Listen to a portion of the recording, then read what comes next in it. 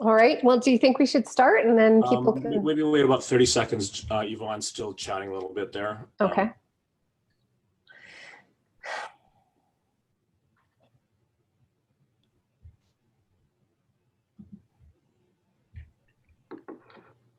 Well, and just maybe a little message to, hi Thomas, a little message to everyone. It is lovely to see your faces. It's very hard, as you can imagine, as a speaker, just to look at us at a blank screen and just to see your camera. So if anyone's willing to share your beautiful faces, that would be awesome. Thank you, Jen. All right. What do you think, Randy?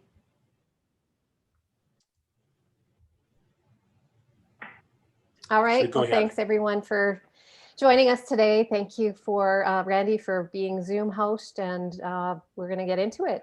So welcome to Social Purpose Communication. My name is Joni Avram, and I am a sessional lecturer at Ambrose University in the business program. As well, I own a little consulting company called Cause and Effect Marketing, which is specialized in social purpose marketing for some 14 years now. And I'm going to introduce my friend Janis Galloway, we are going to tag team today, a real true tag team presentation. And we're going to start by telling you how we met and why we were inspired to pitch this little presentation here at this conference. Janis, why don't you take it away? Sure. So yeah, it was kind of a very fateful event. I basically was sent, I was very lucky to be sent a link to a webinar that Joni had been hosting a few weeks ago, I guess now, maybe a month ago. And it was all about, public awareness campaigns and what kind of messaging actually works. What marketing and communications tools can actually affect positive societal change. And so I work in marketing and PR, very applicable to the work I do. I thought, I'm gonna check out this webinar. And so, I'm sitting there watching, and just everything Joni was saying was like, ding, ding. I just had all these lightning bulbs going off, and everything she was saying was just really resonating about how, positive and role modeling messaging works, as opposed to kind of this a lot of negativity we've seen this year. And so I guess I'll frame this by saying, working in PR and communications in 2020 has been very, very interesting. I have done more crisis communications this year than I have in an entire 15-year career. So really, it was just so timely, kind of Joni's message about how do we reframe how we're trying to change the world. How do we actually change the world, both as brands, but also just as humans, as people. And yeah, anyway, I was spinning after this webinar for probably, I don't know if it was 48 hours, but it was like 10 o'clock at night. I just wrote Joni an email and said, I don't know how we can work together and how we can spread this message, but I just know that we need to do it. So how can we work together? And basically, I guess that just kind of set everything in motion. Is that a good summary, Joni? Perfect.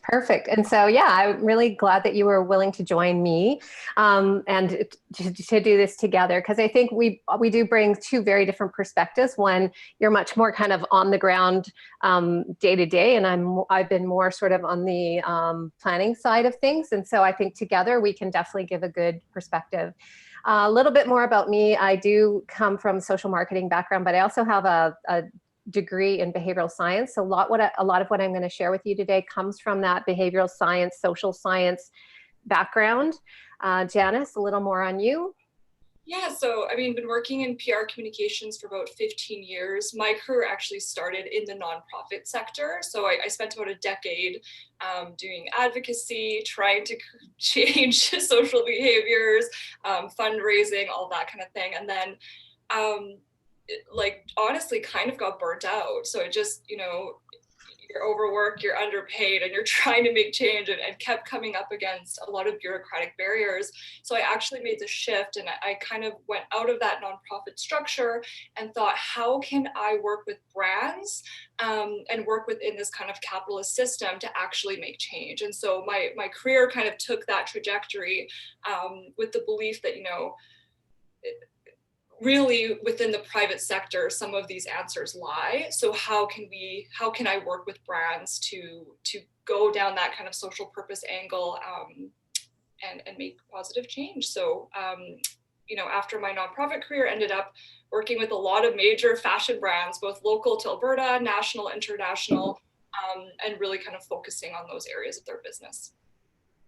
Yeah, a little bit more. Just here are some of the logos and clients that you've worked with, and some of the clients that I've worked with. Mine are much more in the not-for-profit space and sort of public awareness kind of campaign type work. Also, just to say that in terms of my own position here and how I come at these challenges and these social issues, I really believe in this statement from the London School of Economics, which is where I got my master's degree. And it says our goal and our mission is to transform people and societies by understanding the causes of things.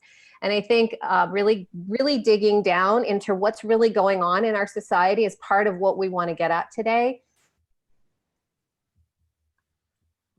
So what is going on out there?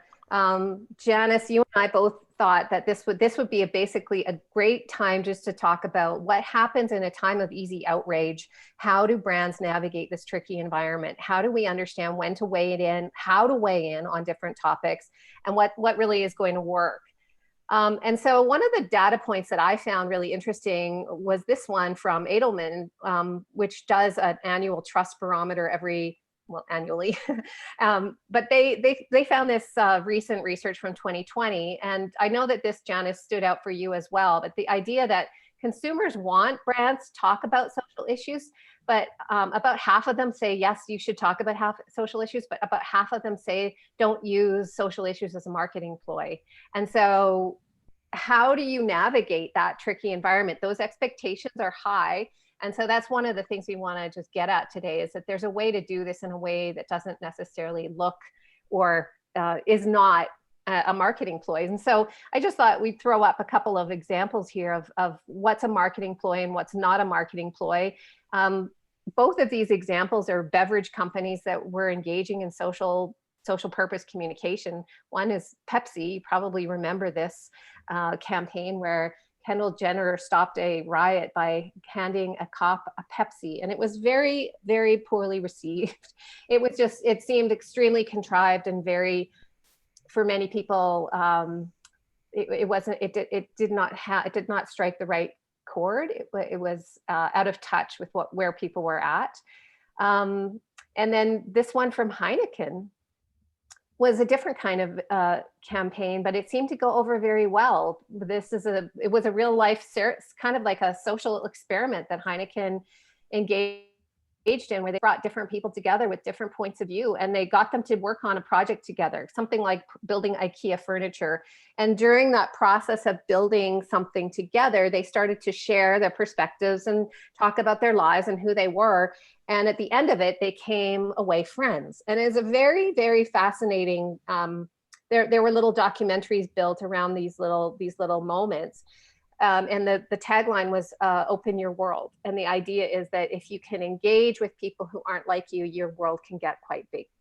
And so there's examples all over the place of brands that do this work well, brands that have succeeded at working in sort of taking a stand with respect to an issue, like Nike and the Colin Kaepernick issue, I think, I'm sorry, I just have to move my gallery here, like Tom's, who mobilized 750,000 consumers to demand gun reform. And then I even noticed this Patagonia has changed their those little, what are those things called when you have little tags in the back of your coat, to encourage people to vote the current administration out.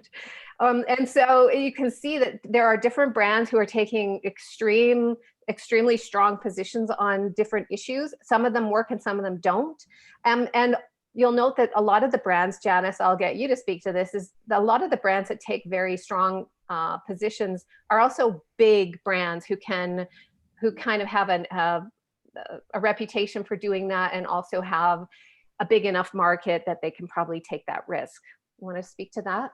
Yeah, I think that's what we're seeing. You know, it's easy to kind of point out examples of these major, you know, multinational brands, and you know, they might be able to afford to lose a little bit of their market share to take that stand. But I think what's interesting about most of the ones that we would say have turned out successful is that they also have a track record. So it's not kind of just coming out of nowhere that all of a sudden they're like really passionate about this thing. They've sort of laid that messaging has maybe been part of their brand for a really long time. Sometimes it may be decades, right? So when they're kind of coming out with these campaigns where they're like mobilizing their community, it makes sense. It's not a leap to be like connecting the dots. So I think that's something we'll probably talk about quite a bit through this presentation is, you know, what is the right timing and how do you kind of lead those seeds to build trust with your audience that you're doing it for the right reason. And so we have a couple of examples here of some businesses that you've worked with, that one that was successful and one that wasn't so successful just recently. Do you want to speak to that? Yeah, so very interesting because they're very, in a way you could look at them as very similar brands. So one is, I guess I'll start with kind of the first positive example would be Sweet Joni. This is a little indie boutique retailer that we work with here in Edmonton. We've worked with them for about 4 years. The brand has been around for almost 10. The entire, you know, when we started working with them, as we were digging into what is their story and how are we going to kind of market this and what's the brand narrative, you know, what we realized is the founder, Nicole Rice, was just very passionate about women's issues and family issues and had her own personal stories. She's an abuse survivor. Also like female empowerment. Her daughter actually suffers from alopecia, which is an autoimmune disorder where you lose your hair. She had all these interesting things that she was silently, quietly working on and donating to all these causes. And we thought, you know, let's talk about this stuff. So we were able over the years to kind of build this brand that was really, really focused on community and giving back and mobilizing her community around the issues she cares about.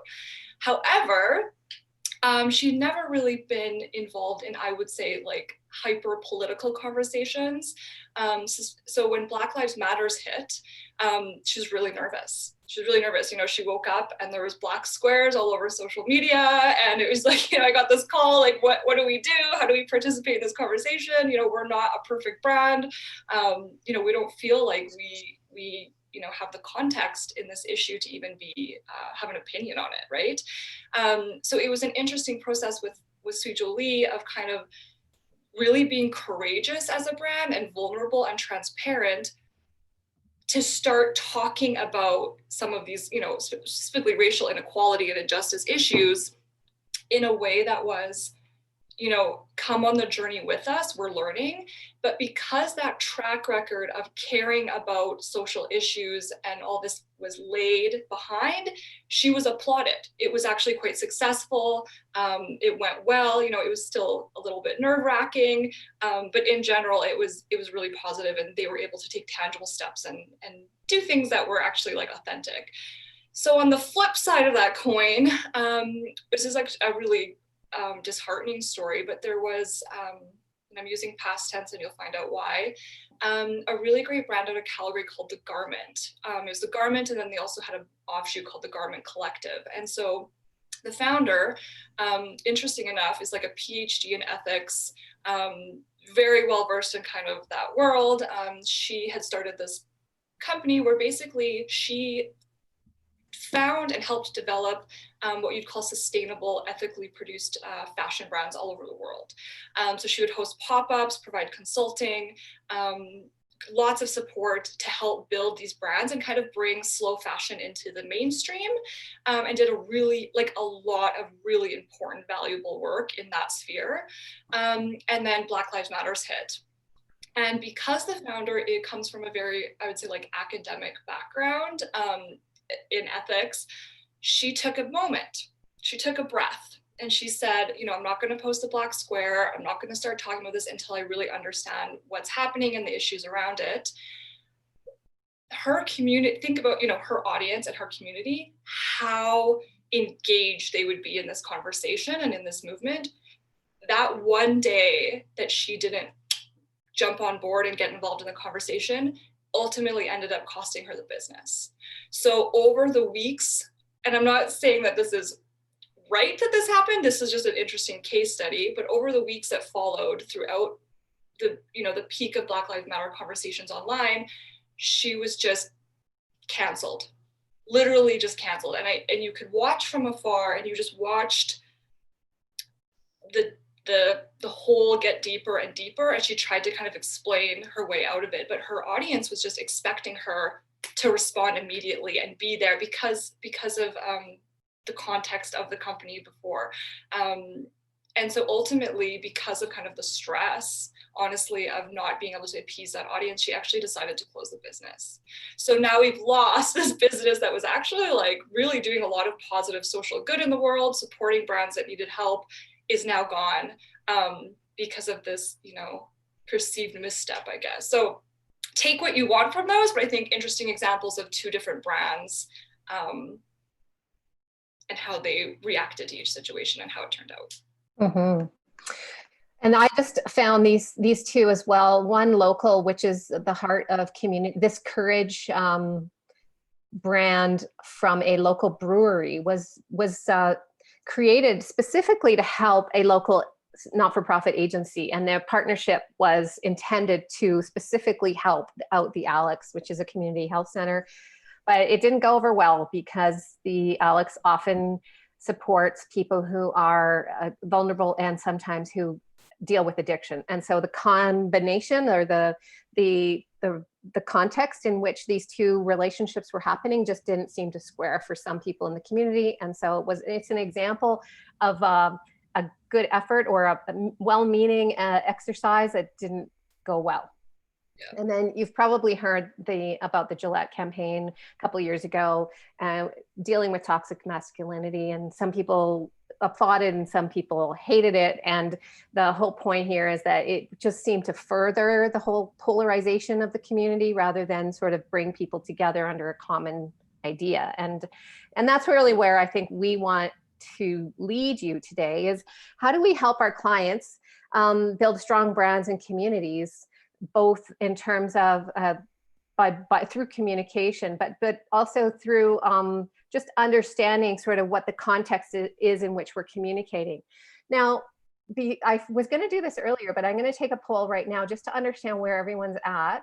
If you don't mind, just pick one of these areas or sectors that you represent, and we'll just do a quick poll of who's in the audience.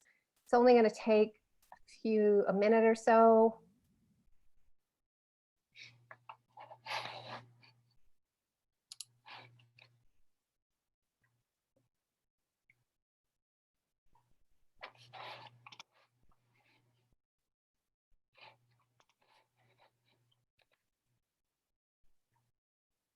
Okay, so we have a few people from academia, several students, some corporate, some small business, no one from religious, faith community, or government, and we have a fair number from the not-for-profit community. Okay, welcome everyone. There are the results.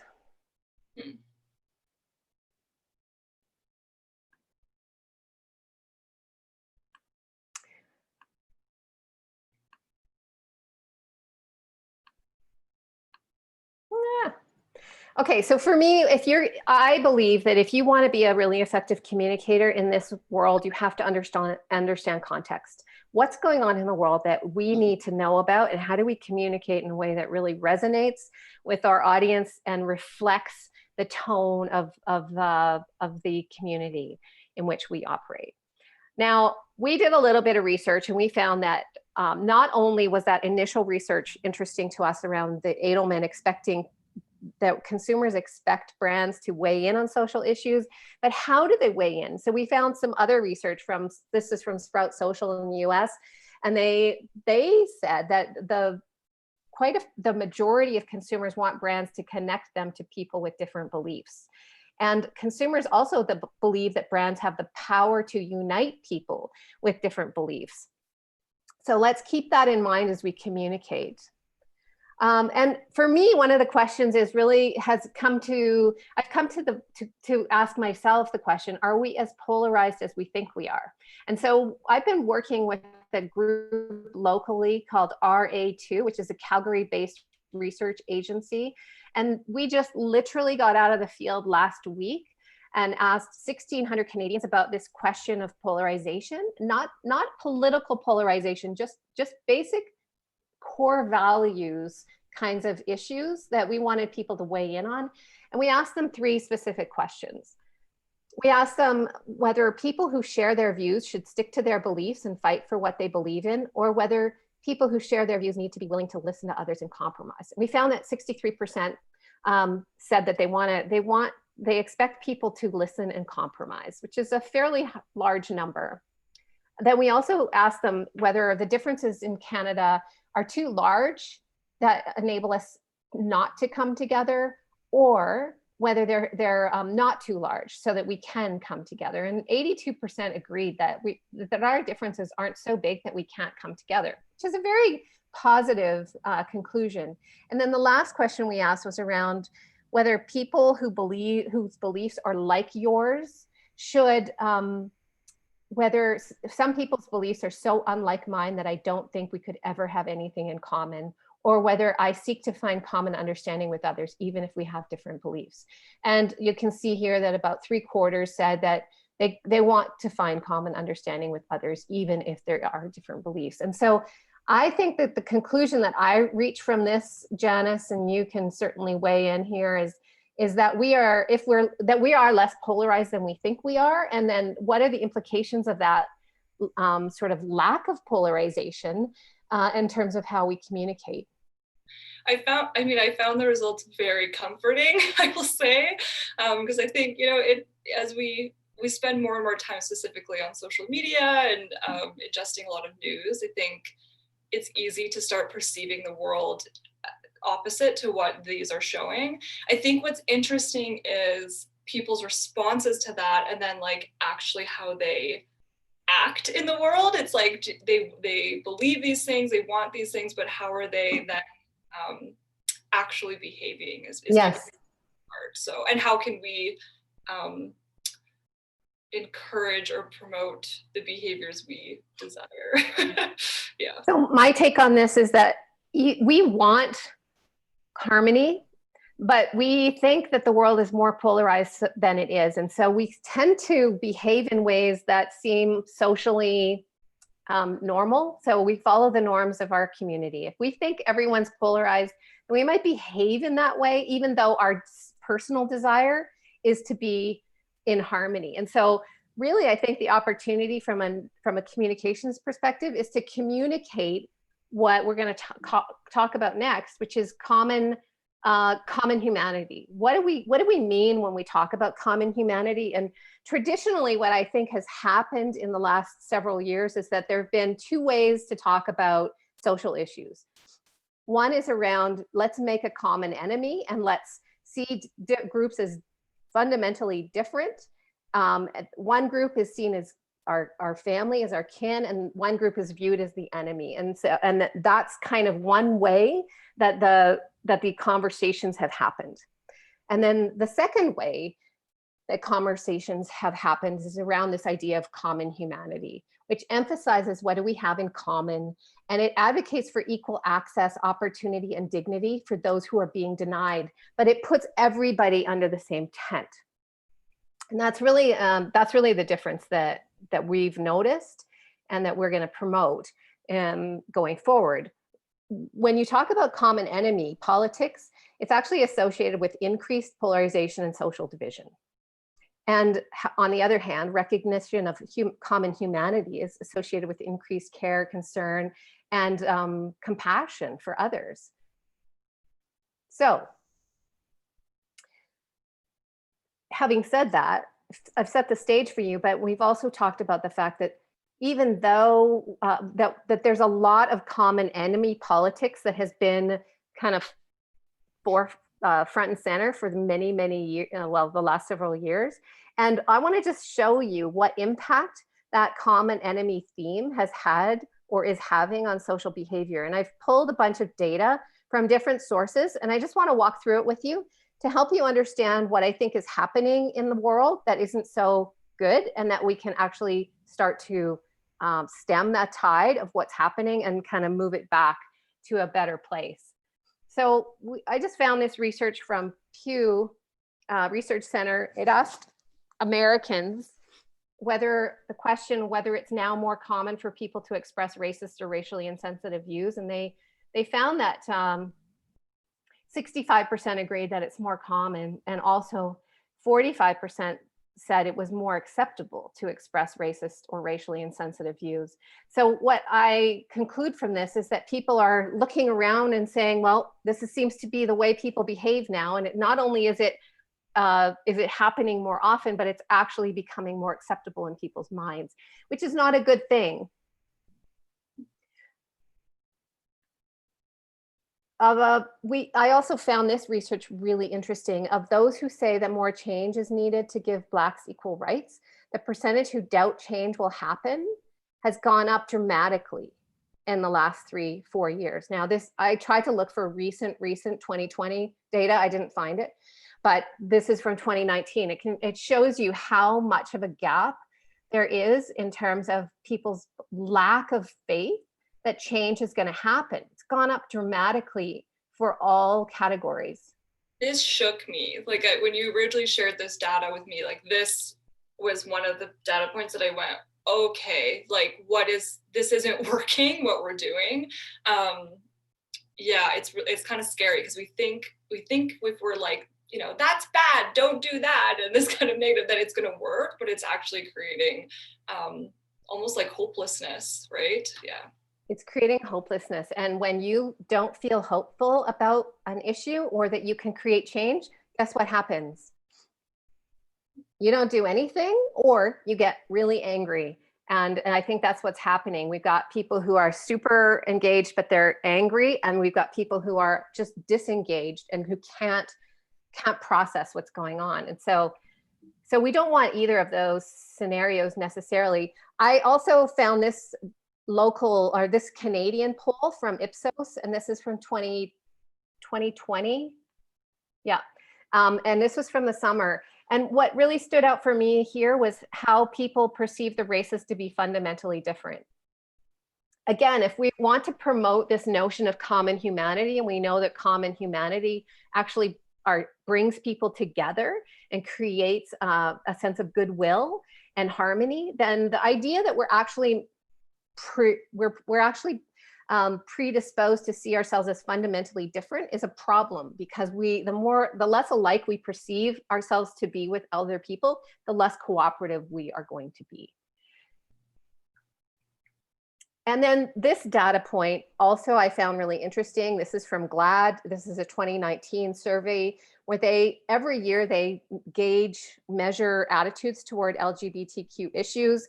And they found in 2019 that the number of millennials and Gen Z who were very or somewhat comfortable with the community had dropped by 8 points, from 53% to 45%.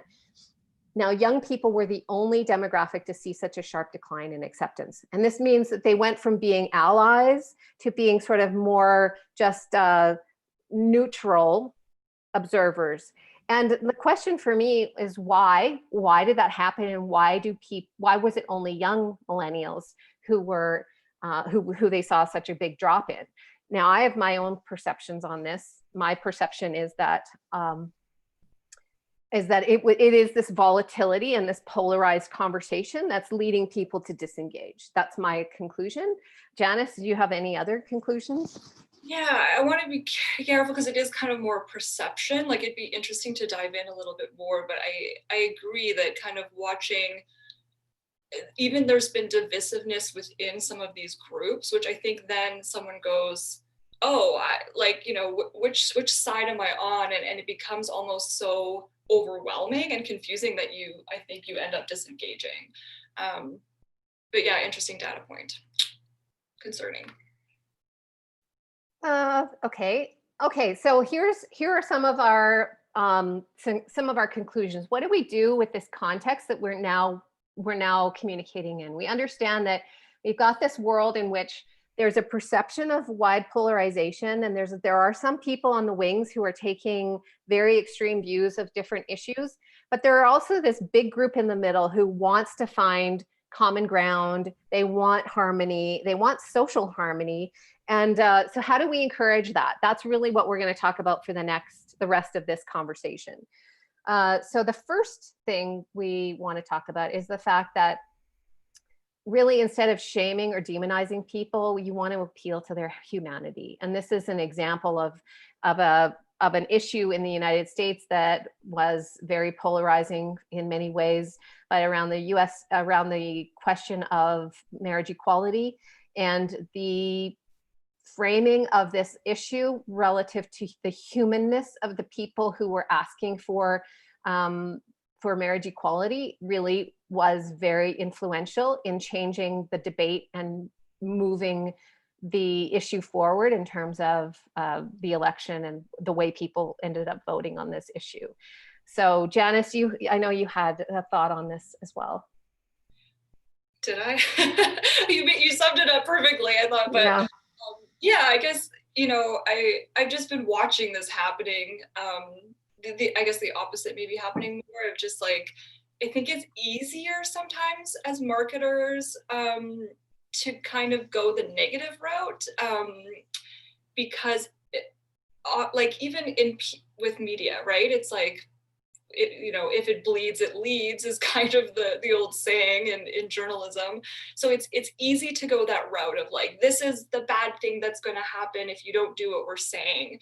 But when you point it out this way and kind of show, and there's some really great examples coming up, and show the difference that you can communicate what you're trying to achieve, it's so obvious that the negative approach actually doesn't really make sense and isn't effective. So I thought that was a good example of showing the humanity and showing the benefit of this change to actual real people's lives, appeals to our emotions, which makes us behave differently, right?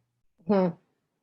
So one of the things that I've noticed lately is that there's a lot of there's a movement toward making our identities, making people more aware of our identities and the differences between groups, which we think in some ways is going to encourage greater equity, and because we're going to be aware of different issues relative to different groups.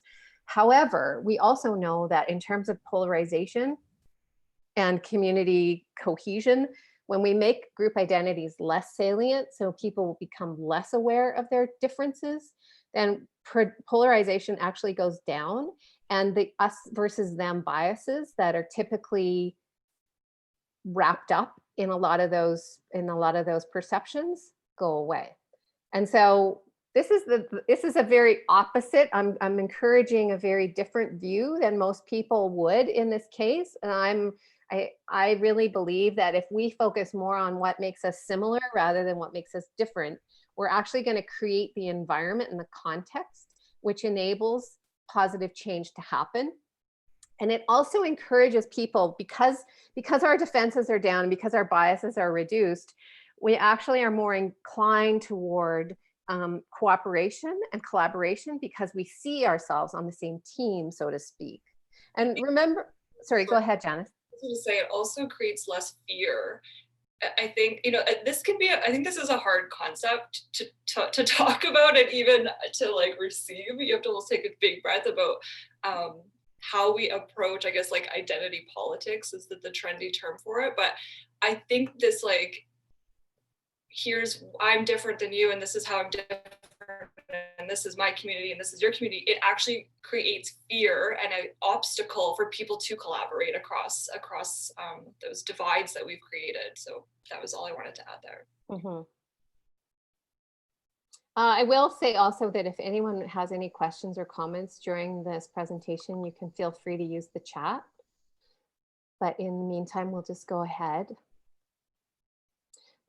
Common ground, this idea that when we have common goals and we're aware of what our shared goals are, the commitment to both task and team increases. This is very interesting, this idea that we see ourselves as one, and it doesn't really matter if you give people two different kinds of jerseys, and you just play a little game with them, and you just measure how people behave. The people with one color jersey are definitely going to be biased against the jersey that's not their color. And it's sort of it's kind of how we're wired. We are both competitive, and we're also collaborative. And so the question is, how do we create in environments that encourage greater collaboration? Well, it's about this idea of shared goals, shared values, and and our commonality as humans. And also, when we're given a task that is that we're meant to do together, it just naturally creates a sense of solidarity, bonding, community, and collaboration that brings people closer together. Super important to note. I'm just going to note a chat here. Green eyes, blue eyes experiment. Yep. So that's an example of some kids in school, I think, where is that what you're talking about, Atif? The green eyes, blue eyes? Yeah, I was just talking about the Jane go ahead. experiment in the classroom, where it's kind of a social experiment where she would split the class apart based on color of eyes, and would treat them differently, and you naturally see how people cluster in their groupings that you put them in. Yeah. And also they were more inclined to look at one another as different rather than the same. And that affected how they behaved toward one another just because of eye color. Common values. So we're more likely to cooperate and empathize and share information and assume the best in others when we share common values and goals. This is a fascinating discovery that I think is, from social science, that we know that the more alike we seem, and this is, I know that there's a lot of conversations right now around the whole idea of bias and whether or not our biases are perceived or hidden. And what do we mean when we talk about getting people more aware of their biases? And we tell people, you just got to do the work, and you got to make sure that you check your biases, and all of that sounds good, but it actually doesn't work as well as nudging people toward a positive emotion and a sense of positive humanity. Because the more we connect on an emotional level, the more we see ourselves as alike, the more we actually spontaneously and instantly move toward each other. It's almost like, in the same way that if I said to you, look, I'm going to throw something at your face, but I don't want you to blink, you would not be able to help it. You would have to blink. It's just a natural response. And in the same way, when I induce a positive emotion and I connect you emotionally with someone and show you their common humanity and actually either elevate you through expose you to a positive emotion like elevation or gratitude, what happens is we actually literally spontaneously react in a positive way. So we don't have to work at it. We don't have to retrain our brain. When Janet Lane was talking the other day, she talked about learning, unlearning, and relearning. And I thought that was really interesting, but my conclusion is that unlearning and relearning are not cognitive exercises. That I really believe that this process, because our brains are wired to resist change, we don't like being told that we're wrong or that we have to do something differently, because we like things that are easy and we like things that are safe. And so when you talk about change with me, people typically get defensive and they resist, whether they do it in any kind of verbal way. They may not, but they may resist internally. And so the way to overcome that resistance is through this focus on common values, and also through a focus on positive emotion, which we're going to talk about in a minute. Go ahead. Chain of thought, I think the Gillette example is actually really connected with that, because that's kind of what happened. It was a really feel-good ad campaign about, like, we're gonna change as men and we're gonna do this, but it was like very like, you're bad, like you're innately bad, and their entire audience felt totally, I think, called out. And so the people on the outside were kind of like, yay, good job, Gillette, this is great, but their actual audience and consumer base was like very upset. And like you said, they got very defensive in response to that, even though the intent was quite positive, right? Mm-hmm. So Jessica and Tanya have weighed in here on the question of balance between acknowledging how we come together and how we are alike, while still acknowledging the uniqueness and the different struggles that people and groups face, seems very challenging at both the individual and organizational levels. So let me address that, because I think it's a super important point. And here's my take on that, is that you start with the common humanity. And when you frame that first as the starting point, and you get people engaged from a positive perspective, then you create the environment that allows people to actually engage with the differences and the lack of, or the challenges that different people are experiencing. And it actually creates a willingness to be more empathic and compassionate. So I'm not suggesting that we just create this sort of rainbows and unicorns scenario where we say everything's wonderful and we're all good and everything, couldn't get better.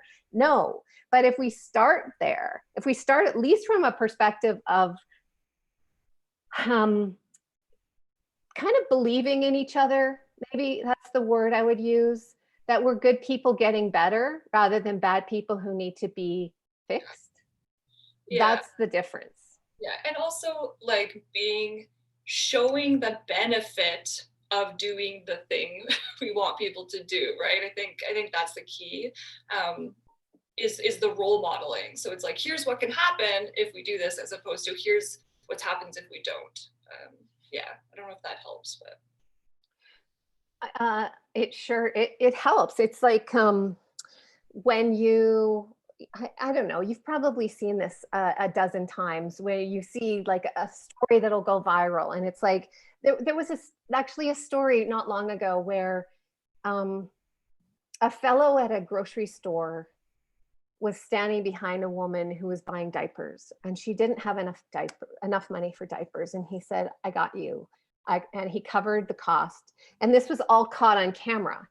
And it's interesting because that went as viral as it would have if, they had had a fight or an altercation, or if something bad had happened.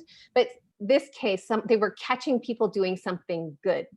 And for me, what I find interesting about that, and what I know from my own research, is that when you catch people doing something good, what happens is we want to be like that. We want to be like those people, and we want to model their behavior. And so when there's a big reason why we should be publicizing our virtues rather than our vices. And I know that that's not super, maybe it might be a little bit surprising to you, or maybe some people don't agree with that, because there's a sense that if we let this stuff go, we're letting people get away with it. But I would actually argue the opposite. And that is that the more we publicize the bad behavior, I said to my students the other day, if you want more Karens, just show more videos of Karens. You're just going to exacerbate the problem. You're not going to get rid of that kind of behavior. And so I think that this is a very important thing to keep in mind when we're communicating about social change and humanity, because there's a lot of stuff going on around here that I'm going to talk about a little bit more. Now, I just want to note that I've got 2 minutes. We're going to take a 5-minute bio break at 11 o'clock, just to allow us to do a little bit of technical stuff. We're going to come back at 11:05. You guys can stay here. Nothing's going to happen. But we'll all pop back on by 11:05. So I'll just do maybe one more thought before we go. So I really like this idea of common good. And I think that we need to understand that cooperation is socially rewarding, and it's actually internally motivated. Like, this is something that if you watch economics research, there's this sort of notion that we're all out for ourselves, and the only thing we care about is what's in it for me. I mean, that's not true. What we know from brain neuroscience and other kinds of research is that we actually get a social benefit, and an internally, like we get a feeling of I don't know a rush, a positive feeling, a positive identity from cooperating. And so we do want to cooperate. And we will sacrifice our self-interest for the sake of the public good as long as we trust that others will do the same. And so there's a very big reason why we want to create the context in which people trust one another. And the more we communicate positive behavior and good people who are, you know, catching them in the act of doing good, the more we're likely to generate this notion of social trust and social cohesion. Any thoughts on that, Janis? Yeah, I think it's a domino effect too. And you see it with when brands are communicating this from in their own marketing, that you'll see other brands that want it, they start copying as well.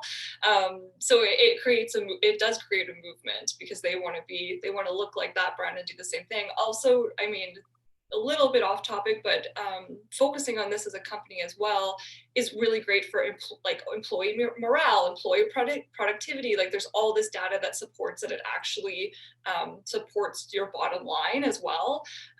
So important thing to be considering as part of just your culture, I guess, as well. Okay, so it's 11 o'clock. I'm just going to jump off for a few minutes. I'll be right back, but you guys just take a break, have a little rest, grab coffee, and we'll be back at 11:05.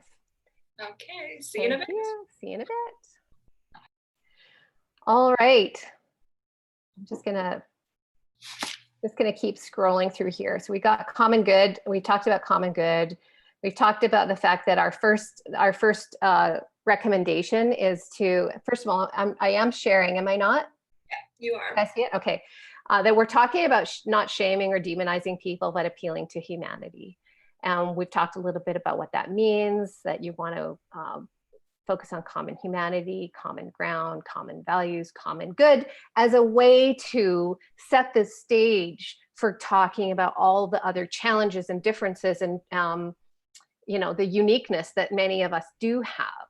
But if we start from common and then work down, we're much more likely to engage and bring people along and give them that sense of positive connection and a desire for collaboration that we so need. Okay, next, we're going to talk about being real and what that means. How do we show tangibly the value of what we're up to? And this is a really important one because I think remember how we talked about the first data that we were looking at was so much around people wanting businesses to weigh in on these topics, but not to look like they were just a marketing ploy. And the more you can show true, tangible outcomes, the better. But also, my argument is you should bake this stuff right into your brand. So it doesn't become something that you do off the side of your desk. It's very much something that is front and center with your overall brand and mission. And I know, Janis, you have a take on that as well.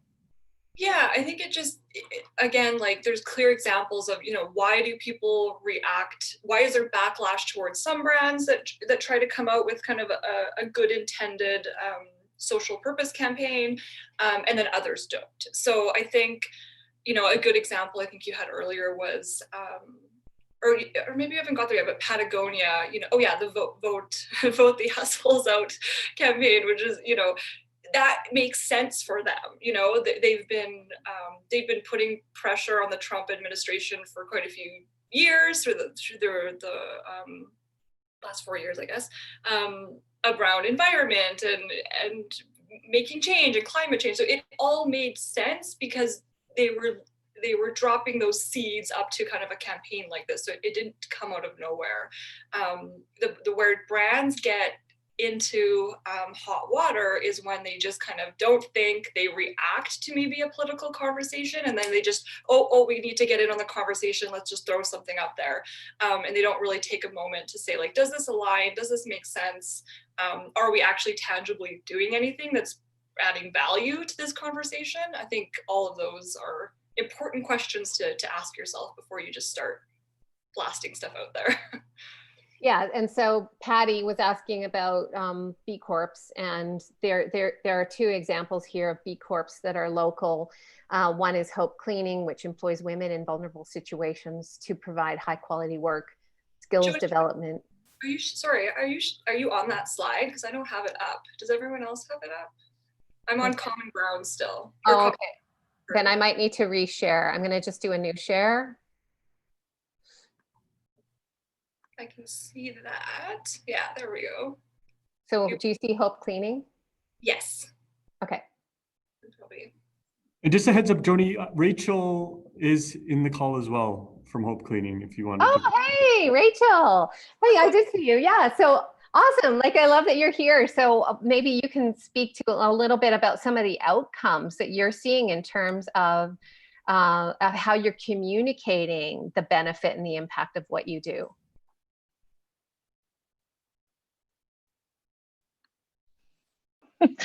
Hi guys. Yeah, so actually that was part of my question too, was how best to communicate those things, because we do have a lot of tangible statistics and things like that with regards to what we have been able to accomplish.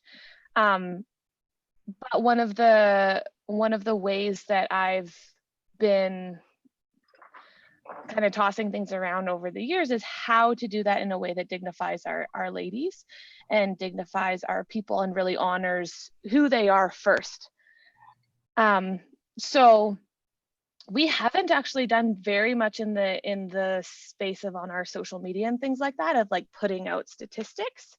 Mm-hmm. So it's usually in conversations that we have like this, in presentations and things like that, where we get to control the narrative a little bit more and provide more background into who our people really are, so that it's not just like this kind of flashy thing, but something that we're very open to having your guys' expert opinions on, and how we can do this better, because we're always wondering, how do we do this better? How can we really share our message to encourage and inspire other people, and do it in a way that honors and dignifies our staff?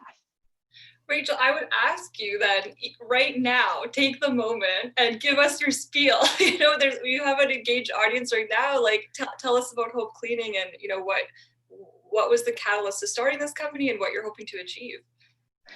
Right. So we started the company really to create employment opportunities for women that were coming out of Calgary housing.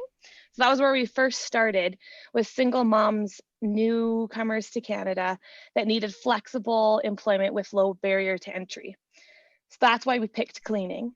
And now we partner with a lot of different agencies in Calgary here that help women coming out of domestic violence, out of exploitation, and different vulnerable situations. And we really fill that employment piece to get people back on their feet, give practical skills, and build up their confidence. And so we've actually been able to now, in our 7th year, have paid just under $1 million in wages. Amazing. So that's really awesome to our community. Really? So that's something I would throw up on your social media.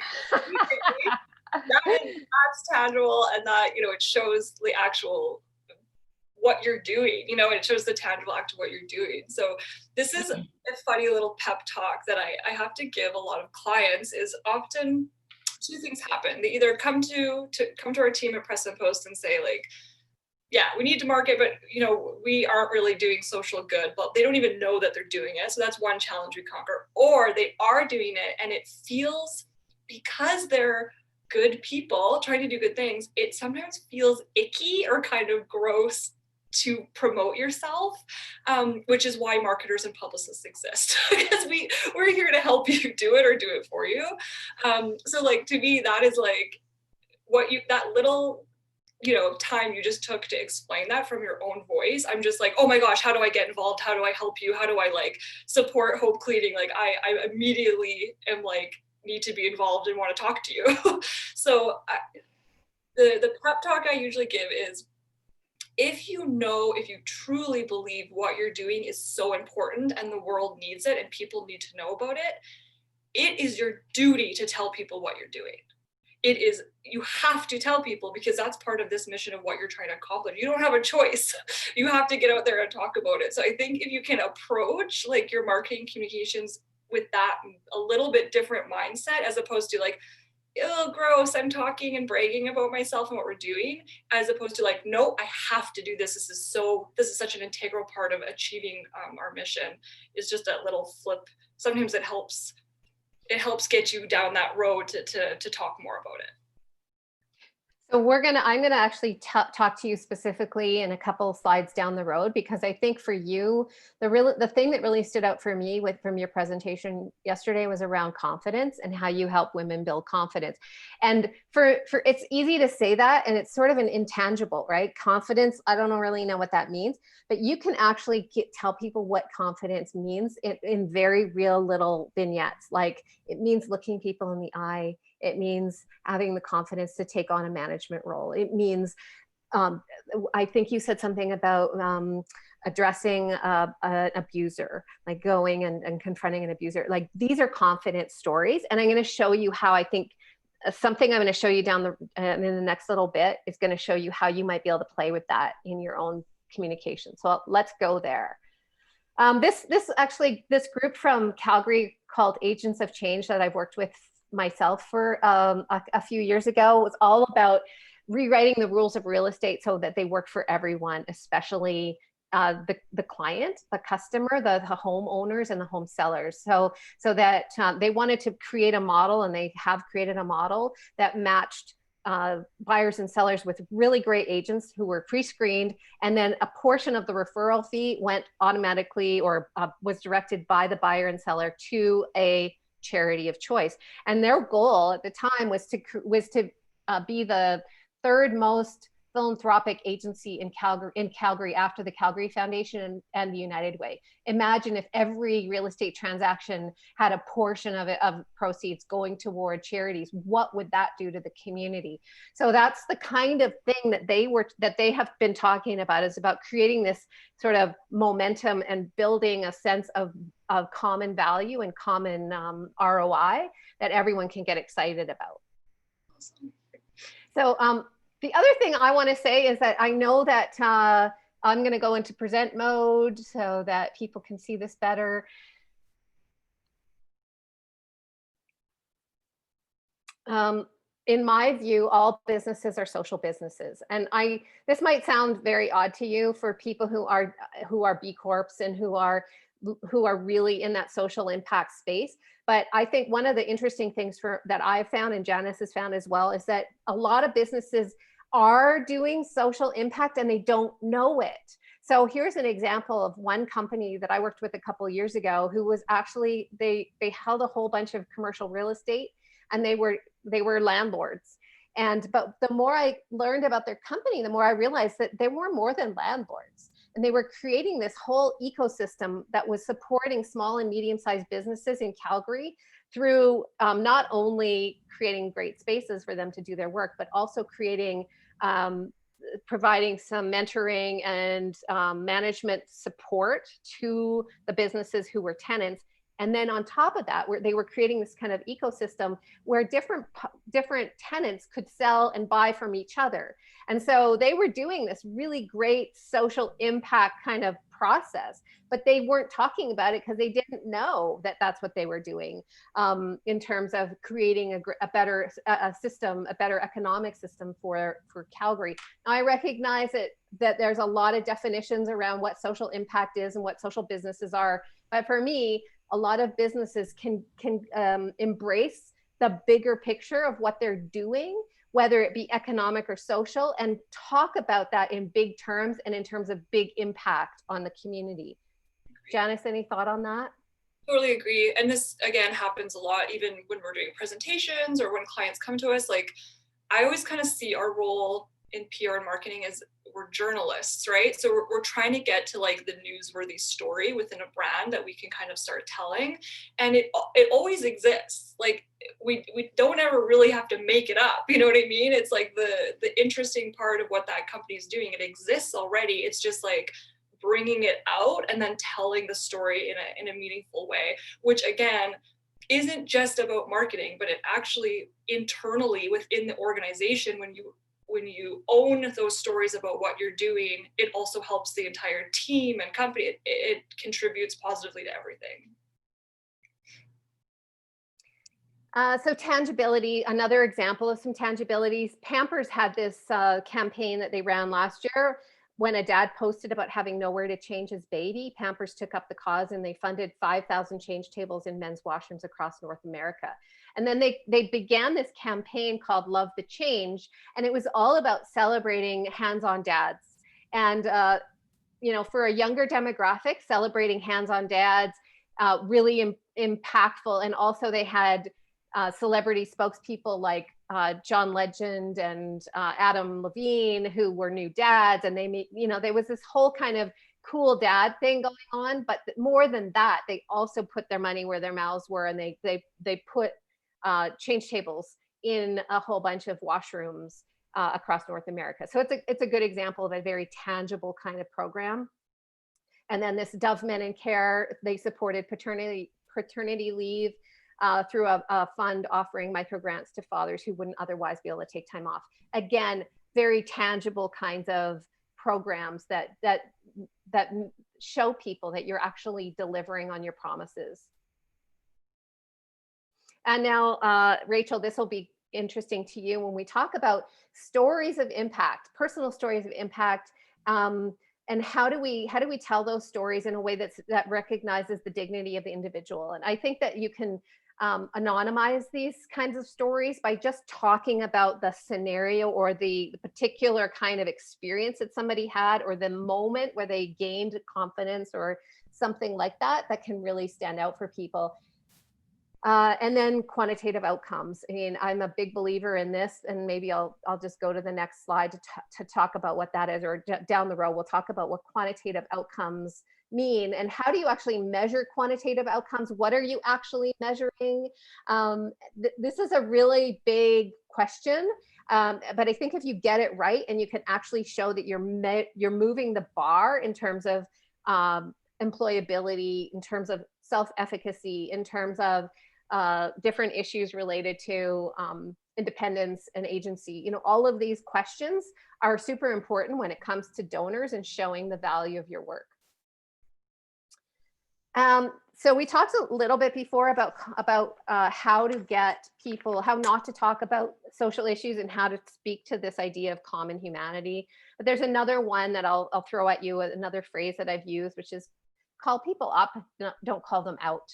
And when I say that, I mean, when you build a positive message, when you say a positive message to somebody and you actually frame a story in a positive way, something happens to us physiologically and cognitively and emotionally that's super powerful. We actually change the way we think and feel automatically, because emotions have this sort of, we have this visceral reaction, but it's an automatic reflex that just causes us to open our minds up. So we literally, when you make me feel emotionally connected, you actually make me feel safe. And safe is what I need in order to learn and grow.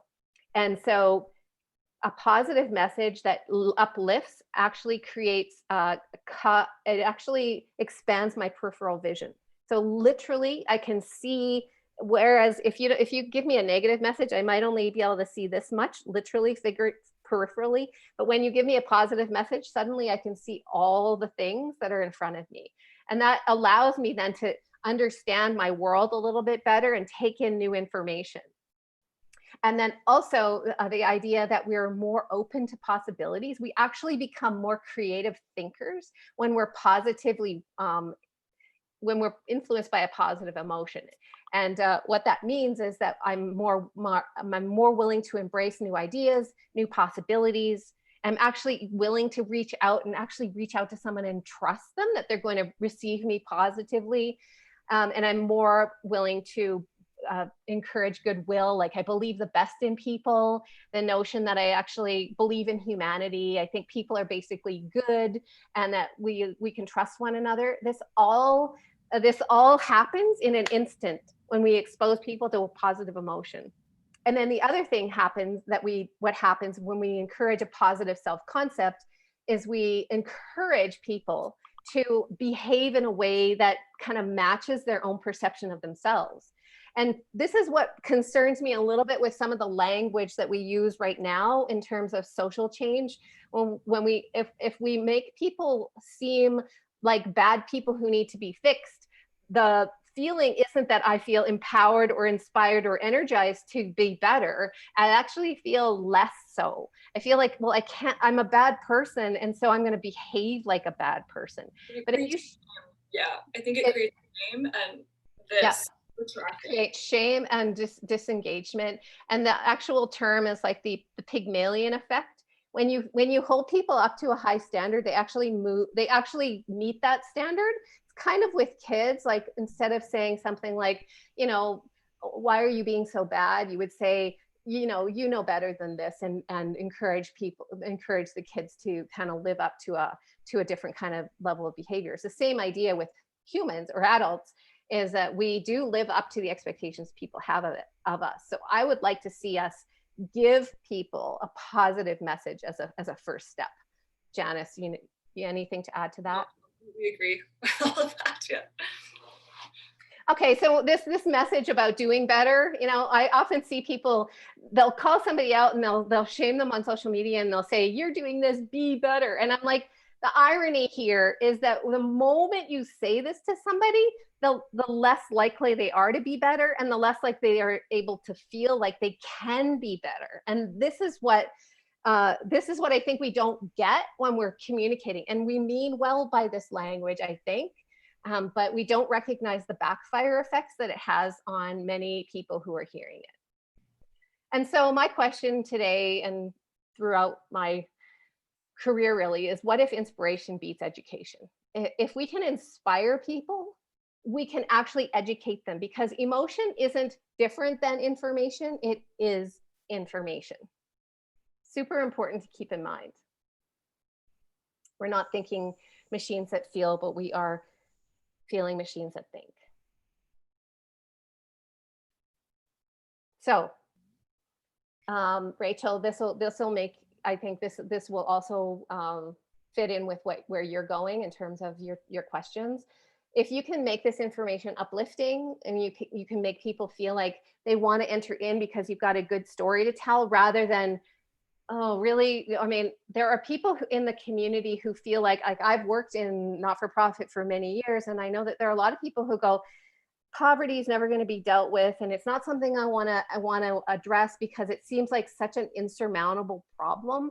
And there's a reason why a lot of not-for-profits frame it that way, because the bigger you make the problem, the more likely people are going to feel compassion.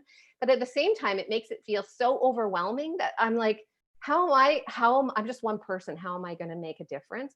And so that's why I encourage people to frame their information and their communication in a positive way. And actually, like what you did, Rachel, with your tagline, which was beautiful people, beautiful lives, and beautiful environments, something around that. And it's a nice combination of outcomes. And then I would say also make this information self-affirming, like people who are doing good things and who can get it even better. And then we'll talk about what it means to make this stuff personal. So when we talk about making it personal, it's something that I can relate to, and something that I can feel like I can achieve and do the same kind of thing because I'm seeing how you do it. So here's an example of some research or some work that I've done in the past. Here's an example of 2 different ways of coming at this idea of sexual assault response. We've talked about how important believing is as a culture and creating a culture of believing, but there are 2 different ways that this has been done. So this is an American campaign called Start by Believing. You can see it's very harsh. It's extremely, like all caps, is kind of yelling at you. I pledge to start by believing when someone tells me they were raped or sexually assaulted, and I'm going to support survivors on the road to healing, and I'm going to help end the silence. It comes across as extremely, what's the word? It's harsh, strict. It's harsh, it's strict. It's sort of like, for me, I feel visually and emotionally, it's not something that I feel super compelled to want to engage with. I find it also like not very tangible. Like, what does it mean to support survivors on the road? What does it mean to help end the silence? Like, I don't know where to start, you know? Yeah, right. Whereas the other example, it's like, okay, it's like simplified that I get what it's telling me. Yeah, so these people, so this little story here, and Rachel, this could kind of work for you, is we just created two little real life vignettes where somebody said, I believed you when you said you'd conquer the world, and I believe you now. And what we want to do here is just tell a little story of a relationship and trust and loyalty that can resonate with people and make them like totally want to go into that story and go, oh, is that what you're talking about? Just believing people, being there for somebody, that's not hard to do. I can do that. And I want to do that because I see how easy it is and how important it is. And so it's an example of how when you show people rather than tell them, it makes a big difference in terms of how people relate to and engage with the message. And then here's an example of how that campaign, we measured tangible outcomes over 4 years of the campaign, and we showed people the number of people who would give a supportive response went from 21% pre-campaign to 72% in 2017. And then the number who would say, I believe you, went from less than 1% pre-campaign to 21% in 2017. It's an example of how we use both qualitative and quantitative outcomes. And what's beautiful about measurement is that people want to be part of something that's successful. And so the more you can show them without just nice anecdotes, when you can show them hard, tangible proof, people piled onto this campaign. We got $1.5 million in in-kind donations from media sources. And then government funding went for the organization went from about $4 million pre-campaign to about $16 million last year. And so that tells you what kind of impact and how organizations that do this kind of work gain credibility within the market, of the sector, and grow their organizations. So let's talk about finding role models, and what does that look like? Well, positive modeling produces copycats. And this is one of the things we talked about earlier, is that we want to communicate positive stories of people who are getting it right. And here's an example in sexual harassment, for instance. I'm just working on a campaign right now that's talking about forbidden behavior, or sorry, that isn't doing the traditional approach to sexual harassment, which tends to focus on what not to do and showcases the forbidden behavior. When you do this, you actually encourage more of the same. So we've gone a different route, and we're focused instead on showing little vignettes.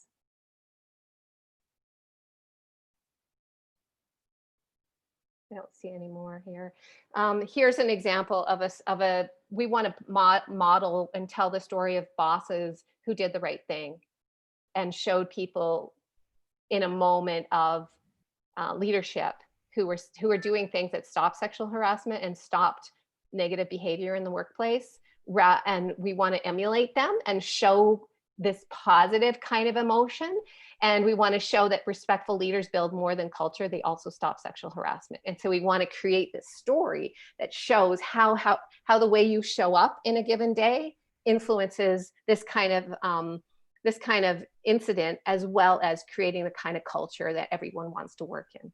I love this too, because it's so simple. Like, what you're showing is such a simple little act that someone can do. It doesn't feel overwhelming, or that I have to create this big policy in my workplace. It's just like, oh, okay, that's a thing I could do that would take me 5 seconds, you know? That's right. So I'm going to actually speed up a little bit here because I know we're running out of time. I think I wanted to just say here is that we want to encourage you to use people from your organization, people like me, likable experts, and company employees or organizational employees are your most influential messengers. And if you lead with peer voices, people who are speaking to one another, followed by own content, and then social and paid, that's going to be the most influential content delivery that you're going to that's going to enable you to engage and build credibility. And then this is really it. This is the end of our presentation. Janis. Yeah, I hate to say it, but do it right or don't do it at all. You know, there's been a lot of experiences this year where we said, oh, I wish that brand, you know, they're calling us now. I wish they would have called us 2 weeks ago before they tried to do the thing that they did that got them in hot water. So I think, yeah, just be strategic, realize that, you know, it takes time to weave this into your brand and into your narrative. And especially if you're not already a very, you know, a nonprofit or B Corp or whatever, start laying the narrative now, so that if you do something really big, that it just makes sense, and just make sure it's aligned. There's a phrase that I saw this year that has really stuck with me. I have it on a sticky note here in my office, is also when, you know, whatever that mandate or mission is that you're trying to accomplish and who it might be for, the phrase I saw was nothing about us without us. So make sure whatever it is you're trying to do, that those voices and those people, and they're collaborative and they're involved, because that is typically where we see things really go wrong, is when that community or those people that maybe you're trying to speak to, they haven't been included in the conversation. Yeah, I hope that's helpful in just kind of how you're approaching that marketing narrative. So I think we're going to have to, Randy, are we going to have to close up right now? Because I know I have to go to the other. Yeah, we're going to have to close up this session. Okay. So if anybody has any questions or wants to reach out to either of us, we've got our contact information here, and you know how to reach us, but there you go. I really appreciate everyone participating. Sorry, I would have liked to have had a little more interactive component to it, but we will definitely keep communicating, and I hope you got value out of this. Thanks for having me, Joni, and thanks to everyone for joining us. Thanks, everyone. We'll see you at the next session. Cheers. Okay, bye. Bye.